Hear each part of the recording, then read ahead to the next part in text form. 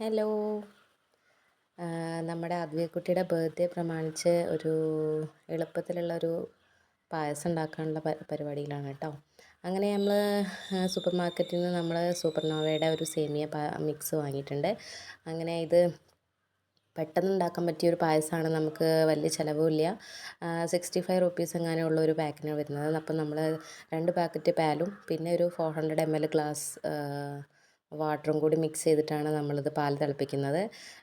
ഭയങ്കര ഈസി ആയിട്ടാണ് നമുക്കിത് ഉണ്ടാക്കാൻ പറ്റും. കാരണം മറ്റ് ഉള്ള രീതിയിലൊക്കെ ആണെങ്കിൽ നമുക്ക് ഒരുപാട് ബുദ്ധിമുട്ടായിരിക്കും. സേമിയ വറക്കണം, അങ്ങനെയുള്ള കാര്യങ്ങളൊക്കെ ചെയ്യണം. പക്ഷേ ഇത് അത്രയും എളുപ്പത്തിൽ നമുക്ക് ഉണ്ടാക്കിയെടുക്കാം. ഇതിപ്പം 1 ലിറ്റർ മിൽക്കും 400 ml വെള്ളം കൂടി ആഡ് ചെയ്തിട്ട് നമ്മൾ ഉണ്ടാക്കി. പാൽ നന്നായിട്ട് ചൂടാക്കി അതിലേക്ക് പാൽ തിളച്ചിട്ട് നമ്മൾ സേമിയ മിക്സ് ആഡ് ചെയ്തു.